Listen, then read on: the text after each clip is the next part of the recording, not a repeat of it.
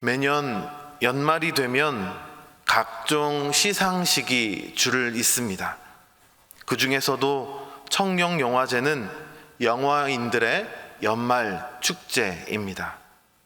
특히나 청룡영화제는 축하 무대가 뜨거운 관심의 중심이 됩니다.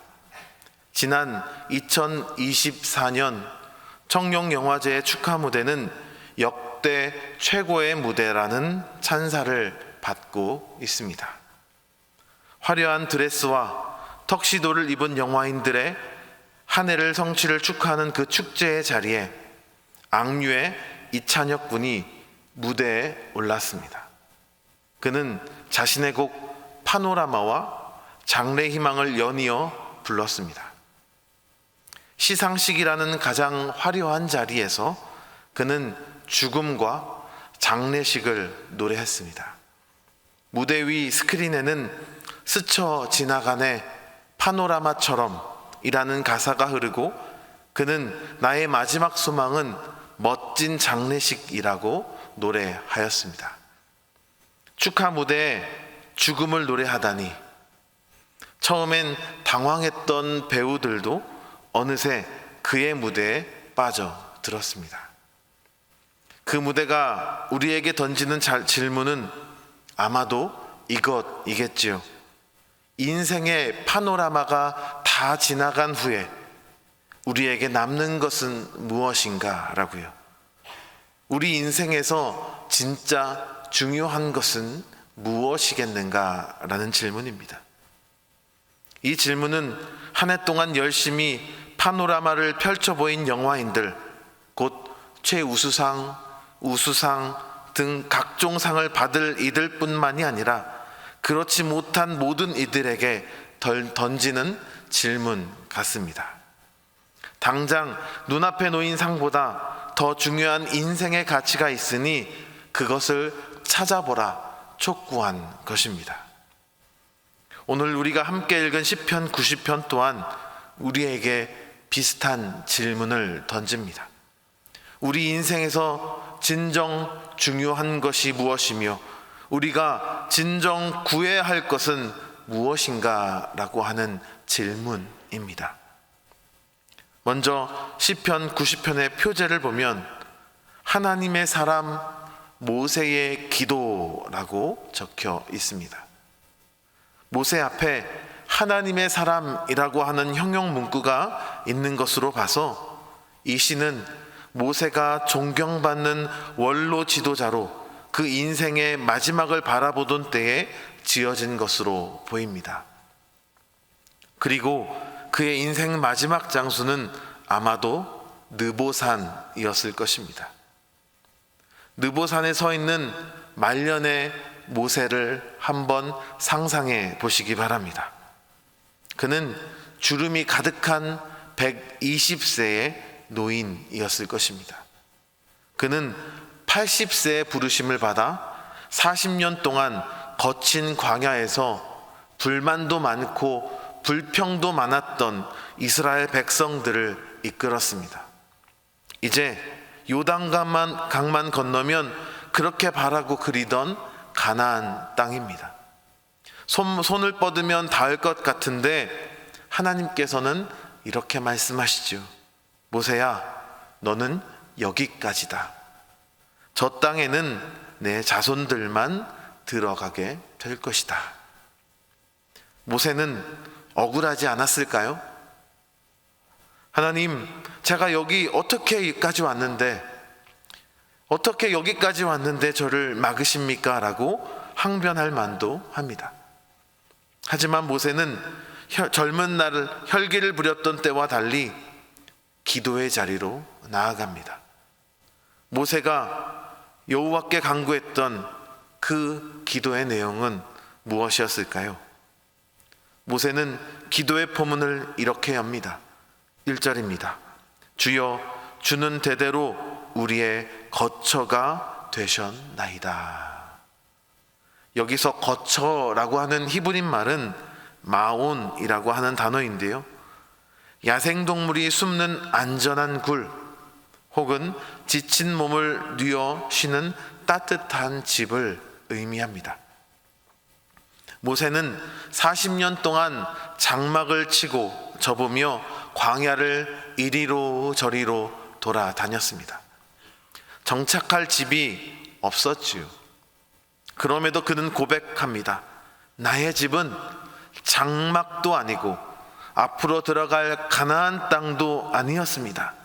하나님 그분만이 지난 40년, 아니 우리 조상 대대로 우리의 진짜 처할 집이었습니다 라고요. 우리는 집 한 칸을 마련하기 위해 혹은 더 안정적인 삶의 터전을 닫기 위해 인생의 가장 빛나는 순간을 쏟아붓습니다. 하지만 모세는 이러한 인간의 인생이 유한하다라고 말합니다. 5절과 6절을 제가 새 번역으로 읽어보겠습니다. 주님께서 생명을 거두어 가시면 인생은 한순간의 꿈일 뿐 아침에 돋아난 한 포기 풀과 같이 사라져갑니다. 풀은 아침에는 돋아나서 꽃을 피우다가도 저녁에는 시들어 말라버립니다. 우리가 아무리 안정적인 삶을 위해 애쓴다고 하여도 하나님의 관점에서 보면 인간은 한순간의 꿈과 아침에 피었다가 저녁에 마르는 풀에 불과하다라고 모세는 고백합니다. 하지만 우리가 믿는 하나님은 어떤 분이십니까? 영원부터 영원까지 계시는 분이십니다. 주님 앞에서는 천년이 하루 같으신 분이십니다. 그러므로 유한한 인간이 참된 안식을 얻기 위해서는 어떻게 해야 하겠습니까?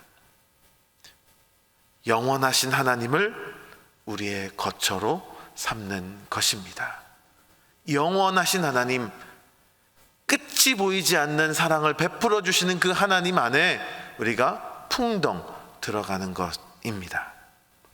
순전한 기독교에서 C.S. 루이스는 하나님의 영원하심을 무한한 흰 종이에 비유하고 우리가 경험한 시간을 그 위에 그어진 짧은 선에 비유하였습니다.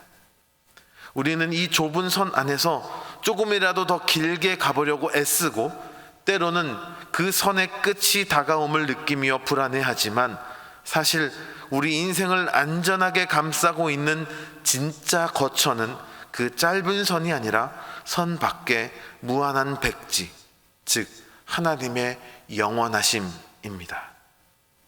그러므로 수십 년간의 세월을 달려오며 이제 그 짧은 선의 끝자락이 보인다고 해서 결코 허무해할 필요가 없는 것이지요.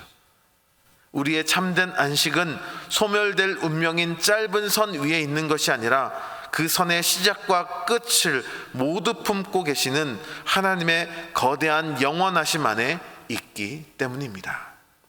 그러므로 우리는 우리의 연약함과 유한함을 인정하고 하나님의 영원하심과 선하심을 바라보고 하나님을 우리의 거처로 삼아야 하는 것입니다. 이것이 모세의 기도의 출발점이었습니다. 우리의 기도 역시 모세와 같이 여호와를 거처로 삼는 기도가 되기를 소망합니다. 인간의 유한함과 하나님의 영원하심을 대조하며 하나님을 거처로 삼을 것을 선포했던 모세는 7절 이하에서 인간의 유한함을 넘어 그 비참함의 근원을 건드립니다. 그것은 인간의 죄와 그에 따른 하나님의 거룩한 진노입니다. 우리는 겉으로는 멀쩡해 보이지만 하나님의 밝은 빛 아래 서면 우리의 은밀한 욕심과 시기심과 모든 죄악들은 숨겨질 수가 없습니다. 그래서 모세는 우리의 연수가 70이요 강건하면 80이라도 그 자랑은 수고와 슬픔뿐이다 라고 고백한 것입니다. 이 비참한 현실 앞에서 모세는 기도의 자리로 나아갑니다. 12절 우리에게 우리 날 계수함을 가르치사 지혜로운 마음을 얻게 하소서. 지혜로운 마음을 얻게 얻게 하소서. 여기서 지혜는 단순히 IQ나 EQ 같은 지능이 높은 것을 의미하지 않습니다. 또한 나를 계수한다는 것은 단순히 나의 남은 수명이 몇 년쯤 될까 달력을 넘기며 계산하는 그런 것이 아닙니다. 여기서 말하는 나를 계수하여 지혜로운 마음을 얻는 것은 우리가 영원히 이 땅에 머물 사람이 아니라 언젠가 하나님이 돌아가라 하시면 미련 없이 이 장막을 벗고 떠나야 할 유한한 존재임을 인정하라는 것입니다. 즉 지혜는 내가 돌아가야 할 존재임을 잊지 않는 것을 의미합니다. 이것을 잘 이해하기 위해 누가복음 12장에 나오는 어리석은 부자를 생각해 보도록 하겠습니다. 누가복음 12장에 등장하는 어리석은 부자는 매우 부자였습니다. 그의 밭은 소출이 풍성했고요. 그래서 그는 낡은 창고를 헐고 더 크고 완벽한 새 창고를 지을 야심찬 계획을 세웠습니다. 그는 내 영혼아, 여러 해 쓸 물건을 많이 쌓아두었으니 평안히 쉬고 먹고 마시고 즐거워하자며 완벽한 노후를 꿈꾸었습니다. 오늘날로 치면 주식과 부동산으로 자산을 불리고 완벽한 은퇴 계획을 세운 세상이 부러워할 만한 성공한 사람이었죠. 그러나 하나님은 그에게 단호하게 말합니다. 어리석은 자여 라고요. 어리석은 자여 라고 그를 향해 소리치고 있습니다. 왜 그렇습니까? 그는 눈앞에 재테크에는 눈이 밝았지만 오늘 밤 내 영혼을 도로 찾으리니 라고 말씀하시는 하나님의 주권, 즉 자기 인생의 유한함을 계산할 줄 아는 영적 계산법이 없었기 때문입니다. 내 인생이 언제든 끝날 수 있다는 사실을 망각할 때 우리는 나에게 주어진 귀한 시간을 함부로 대하게 됩니다. 우리는 흔히 무료하거나 할 일이 없을 때 시간을 때운다 혹은 킬링 타임이라고 말하죠. 하지만 우리의 날이 얼마 남았는지 계수할 줄 아는 지혜를 얻은 사람은 시간을 가볍게 여기지 않습니다. 사도 바울은 에베소서에서 세월을 아끼라 라고 우리에게 권면하는데 이 말의 헬라어 원어적 의미는 시간을 구원하라 라는 뜻입니다. 지금 우리의 시간은 어떻게 흘러가고 있습니까? 혹시 누군가를 미워하고 원망하는데 우리의 귀한 시간을 허비하고 계시지는 않습니까? 이미 지나가 버린 과거를 후회하거나 아직 오지도 않은 미래를 염려하며 헛된 근심 속에서 오늘이라고 하는 선물을 사장시키고 있지는 않습니까? 지혜로운 사람은 그러한 킬링 타임을 멱살을 쥐고서라도 건져냅니다. 그리고 그 빈자리를 생명력 있는 일들로 꽉꽉 채워 놓습니다. 우리 곁에 있는 가족에게 한 번 더 따뜻한 사랑의 말을 건네고 오랫동안 품었던 미움을 내려놓고 용서하며 우리를 향하신 하나님의 뜻이 무엇인지 묻고 그 뜻에 순종하는 일로 하루를 채우는 것입니다. 우리가 언젠가 하나님께 돌아갈 존재임을 기억하기에 오늘 우리가 만나는 사람, 오늘 우리가 드리는 예배, 오늘 우리에게 주어진 이 평범한 일상이 얼마나 눈물나게 소중한 기회인지 깨닫는 것, 바로 이것이 모세가 구했던 우리 인생의 날을 계수하는 지혜입니다. 이러한 지혜를 구하시는 여러분 되시기를 바랍니다. 그래서 참으로 지혜로운 삶을 영유하시어 지혜자로 이 땅을 살아내시는 광주 베델교회 모든 성도가 되시기를 바랍니다. 유한하고 죄 많은 인간이 영원하신 하나님 앞에 살 길은 오직 하나, 하나님의 긍휼, 하나님의 은혜, 하나님의 은총을 얻는 것, 뿐입니다. 모세는 그래서 부르짖습니다. 주님, 우리를 불쌍히 여겨 주시옵소서. 아침마다 주의 인자하심을 베풀어 주셔서 우리를 평생토록 즐겁고 기쁘게 하소서. 특별히 17절의 말씀은 이 땅에서 고단한 수고를 이어가는 우리에게 큰 위로가 됩니다. 우리 하나님의 은총을 우리에게 내리게 하사 우리의 손이 행하는 일을 우리에게 견고하게 하소서. 우리는 우리의 성실함과 노력으로 인생의 집을 완벽하게 짓고 싶어 합니다. 자녀를 남부럽지 않게 키워내려고 애쓰고 일터에서는 누구보다 인정받는 유능한 일꾼이 되기 위해 발버둥 칩니다. 하지만 정직하게 우리 자신을 돌아보면 어떻습니까? 우리가 결국 마주하게 되는 것은 우리의 성실함만으로는 자녀의 앞날도 우리의 노후도 그 무엇 하나 견고하게 세울 수 없다는 깊은 좌절뿐입니다. 왜 이런 좌절이 우리에게 찾아오는 것일까요? 그것은 우리가 아무리 애를 써도 결코 넘을 수 없는 유한함, 죄인이라는 벽이 우리 앞에 있기 때문입니다. 모세는 10절에서 우리의 인생의 자랑이 결국 수고와 슬픔뿐이다라고 고백하지요. 여기서 말하는 슬픔은 우리가 최선을 다했음에도 불구하고 시간의 흐름 앞에 속절없이 무너지는 존재라는 것을 깨달을 때 밀려오는 인간의 근원적인 감정입니다. 내가 다 책임질 수 없다라고 하는 무력감, 그리고 언젠가는 이 모든 것을 놓고 떠나야 한다라고 하는 유한함이 우리 내면의 깊은 슬픔의 자국을 남긴다라는 것입니다. 땅 위에 물이 솟아나는 자리마다 다르지요. 누구는 성공의 샘에서, 누구는 고난의 샘에서 물이 나오는 것 같습니다. 하지만 땅속 깊은 곳으로 내려가면 모든 지하수맥은 결국 하나로 연결되어 있습니다. 우리 사람도 겉모습과 사회적 지위는 제각각이지만 그 마음의 가장 밑바닥으로 내려가면 유한한 존재로서 느끼는 슬픔과 외로움이라고 하는 공통된 지하수가 흐르고 있습니다. 우리가 이 사실을 깨달을 때 이 사람이나 저 사람이나 똑같이 근원적인 슬픔을 가진 존재, 유한한 존재라는 것을 깨닫게 되었을 때 우리의 기도는 바뀌게 됩니다. 타인의 부족함을 벗고 티끌을 지적하며 비난하던 손가락을 거두게 됩니다.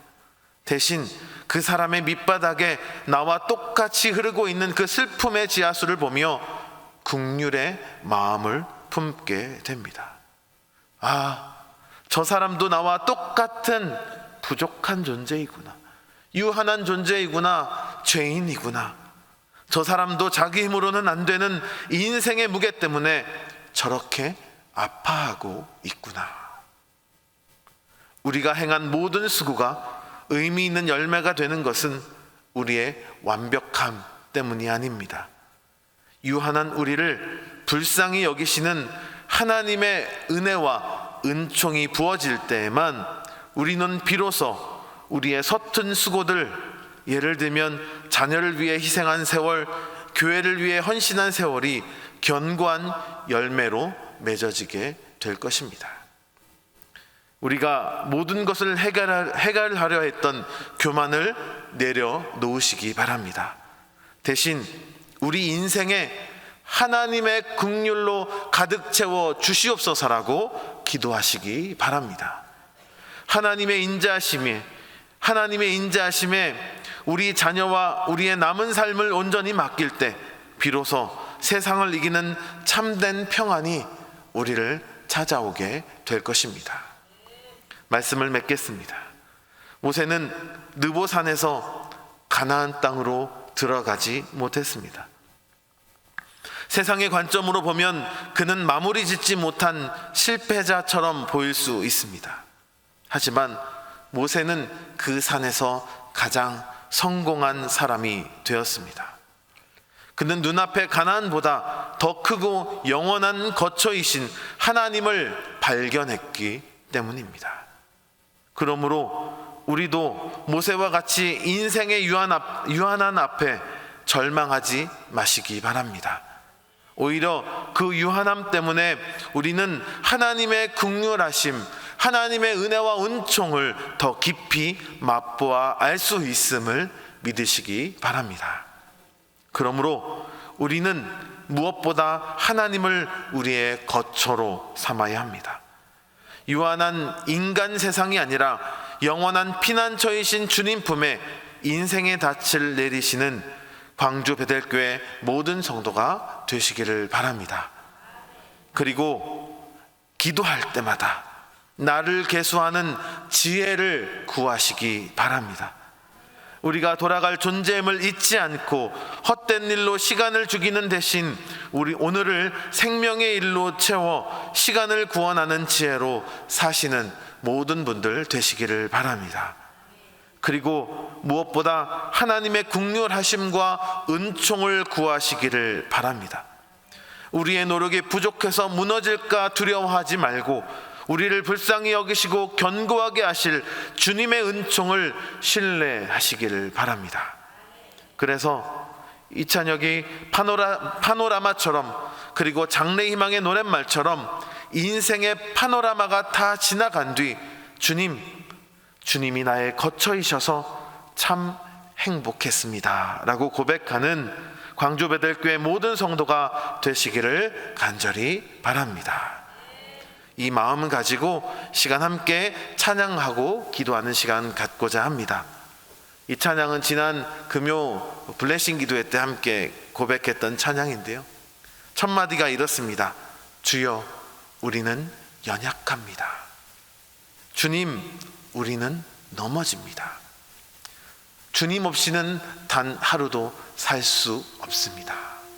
이 고백이 우리의 고백이 될 수 있기를 바랍니다.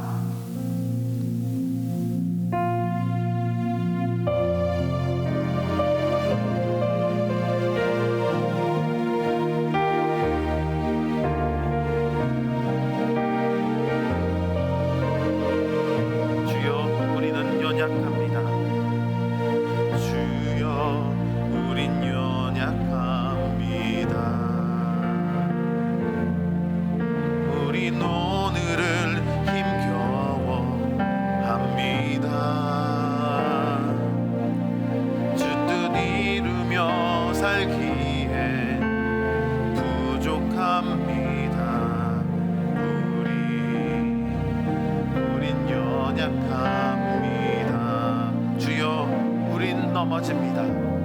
주여, 우린 넘어집니다. 오늘 하루도 또 실수합니다. 주의 긍휼을 구하는 죄인입니다. 주만 바라봅니다. 다시 한번 고백하겠습니다. 주여, 우린 연약합니다. 우린 오늘을 힘겨워합니다. 우린 오늘을 힘겨워합니다.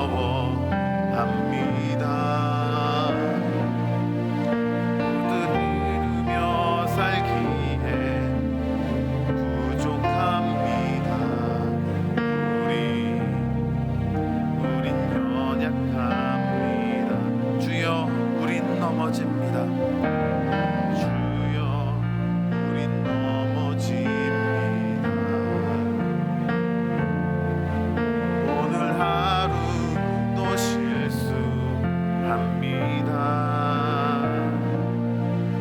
주의 긍휼을 구하는 죄인입니다.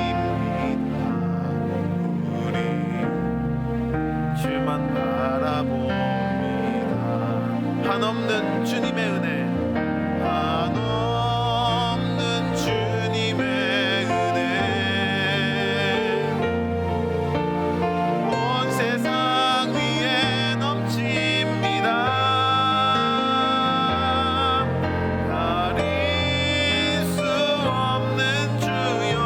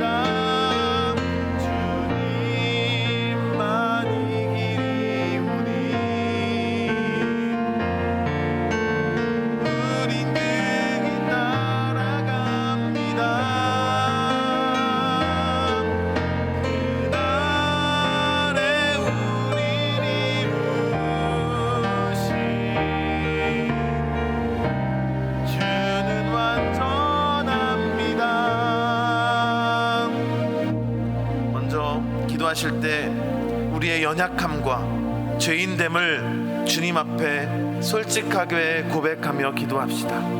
우리는 내 힘과 내 지혜로 인생의 집을 완벽하게 지을 수 있다고 착각하며 살아왔을 때가 많았음을 고백합시다. 썩어질 세상의 창고를 넓히는데 급급하여 주의 밝은 빛 앞에 드러날 은밀한 욕심과 시기심을 회개하지 못했음을 고백합시다. 주님, 우리의 연약함과 유한함을 깨닫게 하시고 어리석은 우리의 죄를 십자가의 보혈로 씻어주시옵소서라고 인간의 힘으로 모든 것을 책임지려 했던 교만을 내려놓게 하여 주셔서 우리의 연약함을 풀어달라고 다 함께 하나님 앞에 우리의 연약함과 유한함과 우리의 죄악을 용서하는 기도하며 나아가도록 하겠습니다. 기도하겠습니다.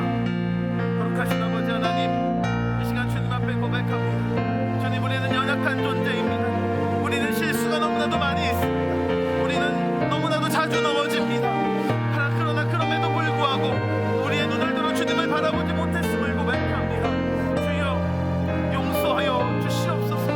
주님, 우리의 시간은 더욱더 많은 사람을 사랑하라 말씀하여 주셨는데 우리의 눈은 우리의 부족함을 보고 남의 부족함을 보고 판단하기에 너무나도 쉬웠고 시기심에 또한 그를 질투하는 마음에 더 많은 것을 갖고 싶은 욕심에 그 욕망에 사로잡혀 하나님의 뜻을 하나님이 허락하여 주신 이 시간을 제대로 사용하지 못했음을 주님 앞에 고백하오니 주여, 용서하여 주시옵소서.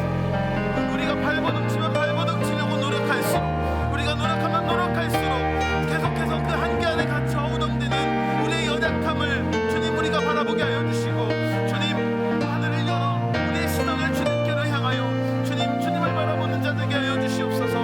하나님을 우리의 거처 삼아 하나님이 우리의 온전한 거처가 되심을 온전히 고백하며 주님을 바라보며 나아가는 자 되게 하여 주시오.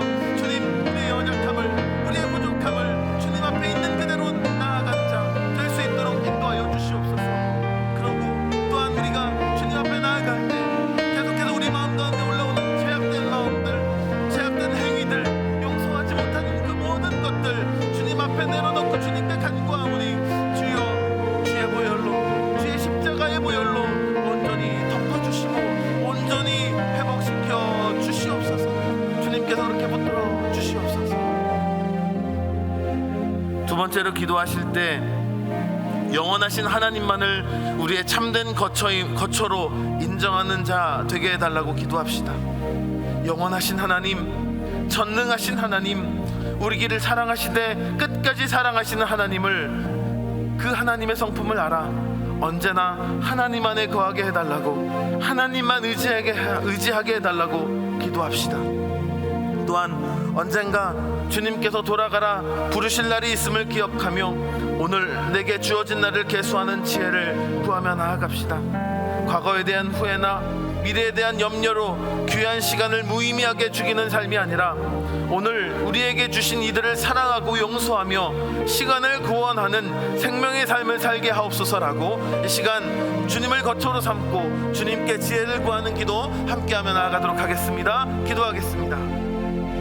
사랑과 은혜가 많으신 아버지 하나님, 주님께 간구하며 나아갑니다. 여호와 하나님을 우리 인생의 거처로 삼게 하여 주시옵소서. 주님은 나의 피난처시오, 피할 바위시오, 나의 요새시오라고 고백했던 다윗의 고백처럼 또한 모세가 고백했던 주님을 나의 거처로 삼아 주시옵소서라고 고백했던 이 고백이 우리의 고백이 되게 하여 주시옵소서. 주님께서는 영원하신 하나님, 전능하신 하나님,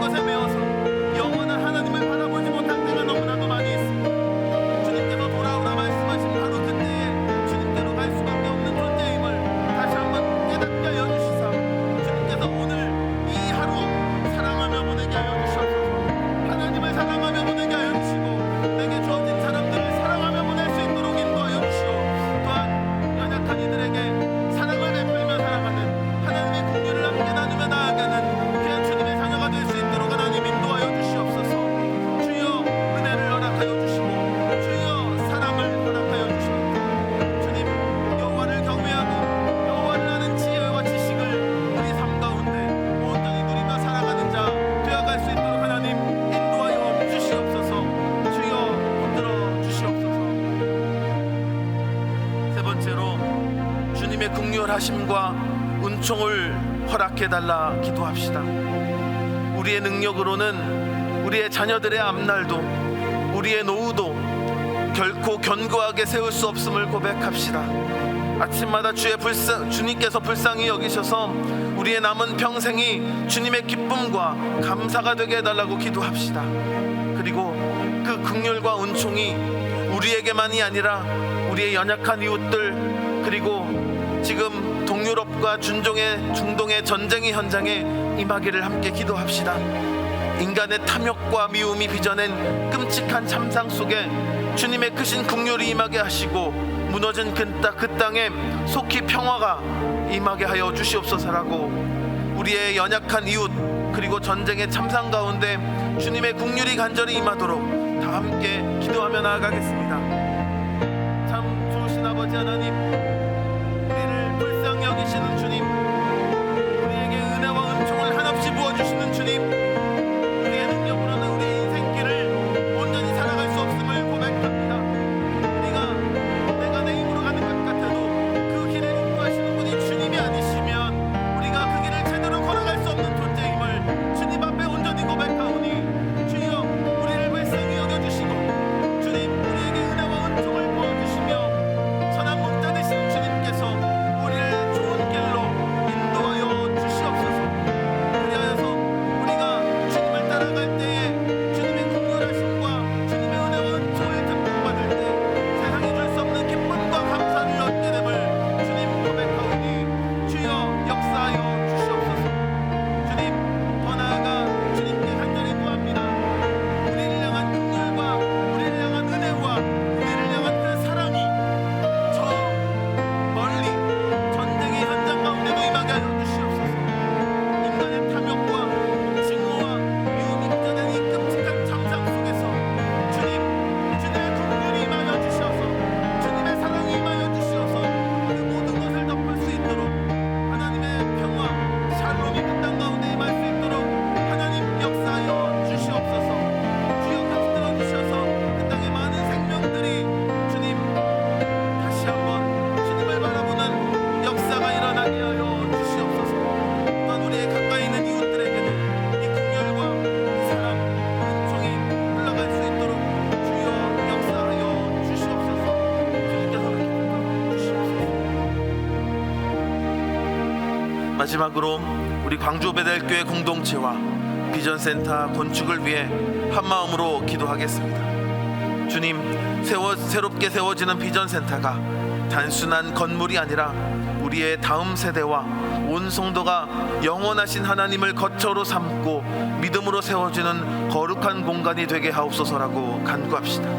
또한 건축의 모든 과정 속에서 주님의 은총이 임하여 주셔서 안전하고 순조롭게 진행되게 하시고 온 성도가 기쁨과 기도로 동참하게 하셔서 주님이 보시기에 견고하고 아름답게 세워지게 해달라고 함께 기도하겠습니다. 또한 주여, 이 우리 광주 베델교회와 비전센터를 위해서 함께 기도하겠습니다. 사랑과 은혜가 많으신 아버지 하나님, 우리 믿음의 공동체인 광주 베델교회와 비전센터 건축을 위해서 기도합니다.